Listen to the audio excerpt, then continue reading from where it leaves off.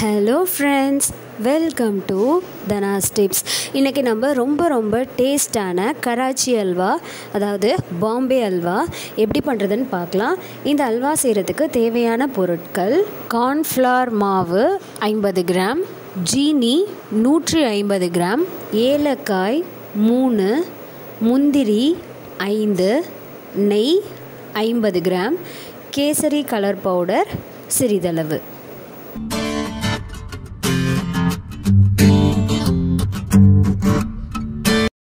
ஒரு மிக்சிங் பவுல் எடுத்துக்கலாம்.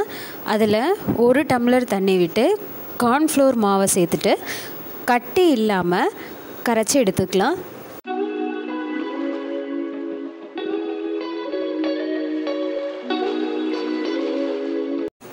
ஒரு பெரிய கடாய் எடுத்துக்கலாம். அதில் 200 மில்லி தண்ணி சேர்த்துக்கலாம். இந்த தண்ணியில் 150 கிராம் ஜீனியை சேர்த்து கரைச்சி எடுத்துடலாம்.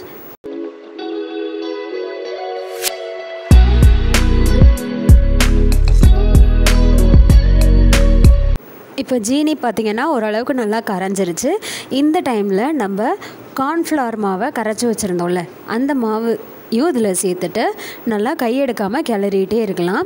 இந்த மாதிரி நம்ம கிளறிட்டே இருக்கும்போது கொஞ்சம் நேரத்தில் பார்த்திங்கன்னா இந்த மாதிரி நமக்கு திக்காக ஒரு ஜெல்லி மாதிரி வர ஆரம்பிச்சிருச்சு. இந்த டைமில் நம்ம ஏலக்காயை பிடிச்சி அந்த ஏலக்காய் பவுடர் அதில் சேர்த்துக்கலாம். ஏலக்காய் பவுடரை சேர்த்ததுக்கப்புறமா கலர் பவுடர் ஒரு 1/2 ஸ்பூன் எடுத்து அதையும் தண்ணியில் கரைச்சி அந்த தண்ணியையும் இதில் சேர்த்துடலாம். சேர்த்து நம்ம நல்லா கிளறி விட்டுக்கலாம்.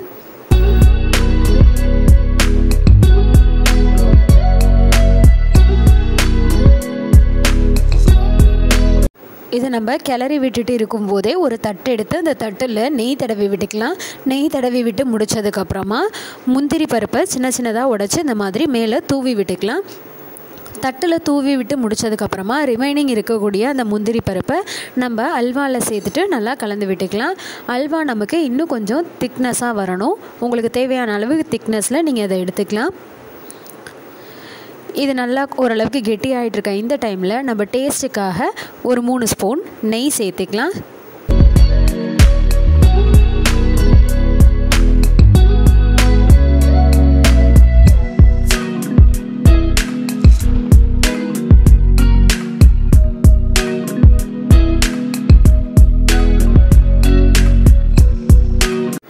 நம்ம கிண்டிகிட்டே இருந்தோன்னா ஒரு ஸ்டேஜுக்கு மேலே இந்த மாதிரி பாத்திரத்தில் ஒட்டாமல் நல்லா திரண்டு வரும். நம்ம எப்படி கரண்டியை வச்சு எடுக்க ட்ரை பண்ணாலும் அந்த பாத்திரத்தில் ஒட்டாமல் நமக்கு நல்லா அல்வா பதத்துக்கு வந்துருச்சு.